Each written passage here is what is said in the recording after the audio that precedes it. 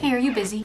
Why? I'm panicking over a situation where nothing's wrong again. You want to block them on everything and pretend it never happened? No. You want to build up a narrative so out of this world in your head that nothing they can say will make you feel better? So tempting, but I'm really trying to grow from that. Shit, those are usually your only two options. You're maturing. I'm maturing. So now what? I told them how I feel. Damn, you really have been in therapy. How'd it go? It just made you more anxious because now you're worried that they find you annoyingly anxious, huh? Yeah. Small problem. What now? So it turns out when I'm anxious over a situation when nothing's wrong, I actually need to look inward to take care of it. Rather than asking for validation? Yep. I thought that would be helpful because you're communicating. Right, and it's better than old habits, but If you do it every time, it's just gonna become another bad coping mechanism. and I'm gonna train myself to need reassurance reassurance constantly. Yep. Yep. I'm not gonna reassure you that I'm not annoyed right now. You gotta figure this one out on your own. Damn it! I have another issue. Bet. I'm sorry, you have how many unopened text messages? 36. Why? Because I don't open them so that I can leave the notification as a reminder to respond. But that's not the problem. How old is the oldest message?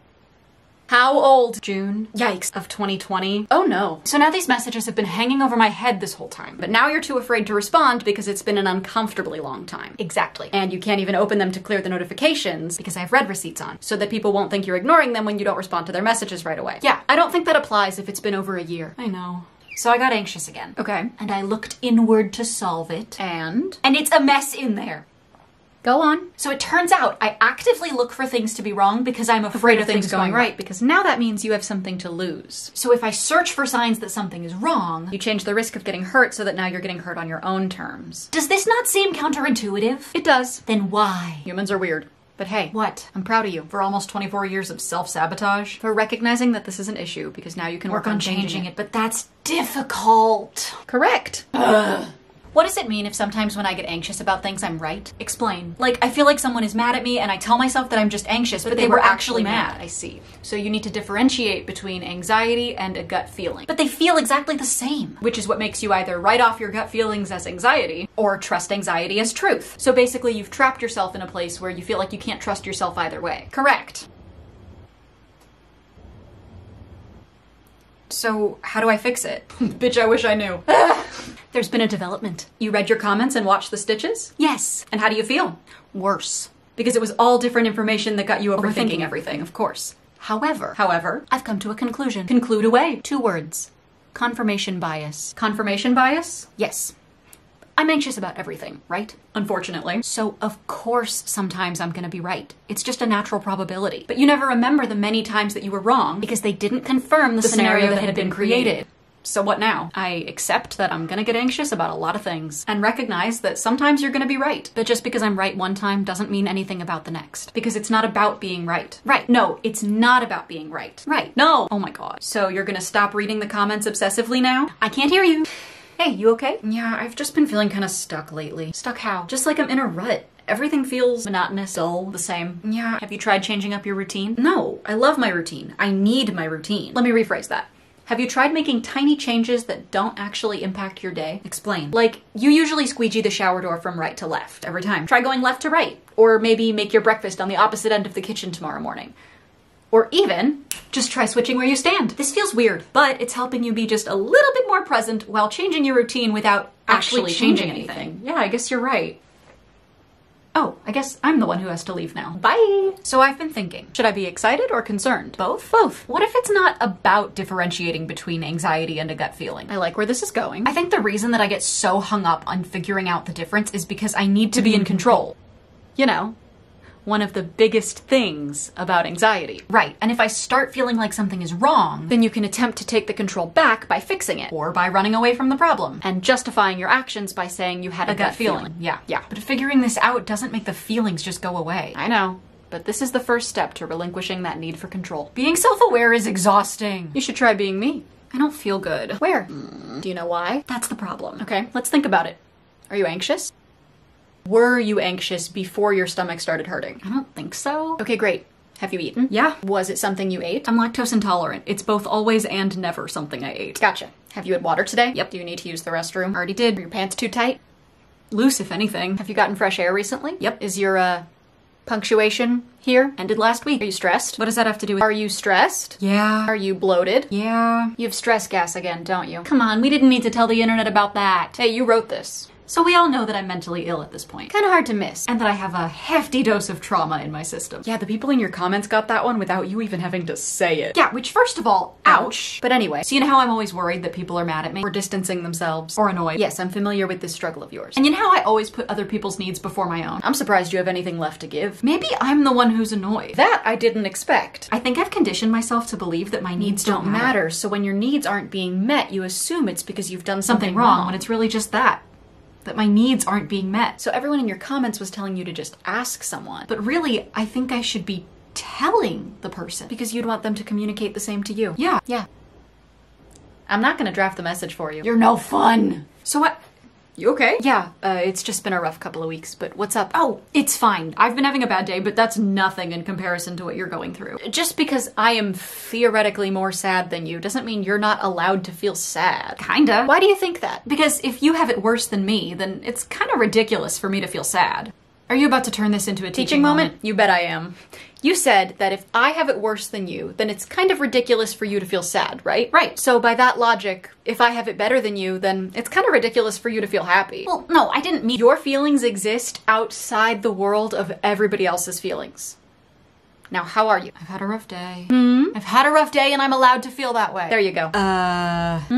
Have you checked our TikTok following lately? No, why? There's 100,000 people watching us. Oh. Yeah. That's A lot of people. Yeah. Don't get me wrong, I'm so grateful. of course, but also, Oh my god, that is so many people. how are you feeling? I just kind of can't believe that many people like what I'm doing, and I appreciate all of them so much, but I also cannot comprehend the sheer number of people. Yeah. You should probably say something to them. You are very right. Thank you all so much for being here. I'm really glad that all of you enjoy and relate to my little sketches about my silly little brain and everything else in between.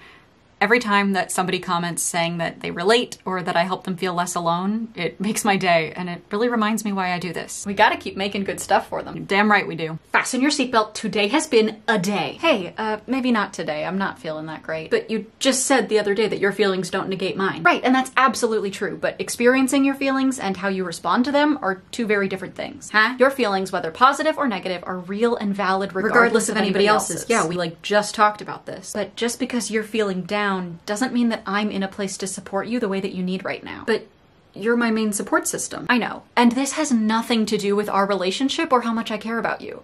But you're gonna have to find another outlet this time. So how am I supposed to deal with this? You're not gonna like this answer. You're gonna tell me I have to work it out internally by journaling or crafting or exercising or doing something like that, aren't you? Uh-huh. Alana, Zev, what's up? I have to do work. And how is calling me gonna accomplish that? I am overwhelmed. Okay, by what? There are so many questions and no answers. What question are you wondering? Why don't pigs sweat? Zev, what are you procrastinating? Yes. Does it have anything to do with pigs? No. Get a pen. Pen. Get paper. Oh, to go with the pen. Write a list. With the pen? With the pen, write a list. What you have to do today. Everything. Be specific. Paper, TikTok, should probably eat. Great, so eating is gonna be The the most important, got it. Don't overcomplicate it. Microwave food counts. But it doesn't have fingers. Ignoring that. Valid. The things you do don't have to be perfect. Just get them done and make them better later. Alright, edit at 2 a.m. No! Thank you, bye. What are the similarities between me and this candle? Both are pink. Burnt out. Clever. Using humor to cope again? Yeah. So what's got you down, clown? I have 100 things to do and 0 motivation. Like what? Make my theater degree worth it. And that is why our parents wanted us to do STEM. Fuck you. Not for free? Shut up. Okay, but what do you have to do? Write 2 scripts, edit a video, and record a song. By when? Tuesday. I bet you can't finish it tomorrow. What? I bet you can't. Yeah, I can. Prove it. All right, bet. Wait, did you just trick me? No, I didn't. Yeah, now it's like I gotta prove me you wrong. Spite is powerful. Yeah, we're Jewish. L'chaim. Hey, you still not doing great? No. Anything I can do? I don't know. I'll give you 3 options. Huh? Do you want to talk about it? Do you want a distraction? Or do you want some space? Oh. Wait, that's actually really helpful. I still feel like I can get the kind of help I you need without having to find and pull that need from thin air. minimizing the amount of thinking that I'm doing while I'm feeling upset. And not draining either of our energy on something that won't be helpful to you. Yeah. Wow. So, what's it gonna be? Maybe some time to myself, if that's okay. Of course that's okay. That's why I offered it. I'll see you later, and you're always allowed to change your mind. Hey. I really like the growth that I'm seeing from you. Ah. Maybe next week we'll work on accepting compliments. I am frustrated. Anything else new? I'm depressed.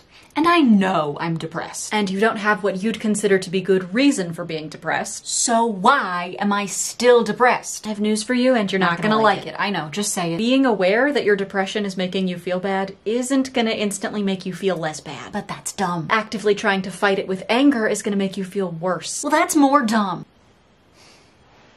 So how do I fix it? You just gotta accept it. Next. There is no next. You just gotta accept that you're feeling down, acknowledge that there may or may not be reason, and know that it won't last forever. So what do I do in the meantime? Take care of yourself as best you can and try not to be so hard on yourself for things out of your control. I just want it to be better. You should know better than to come to me for a quick fix.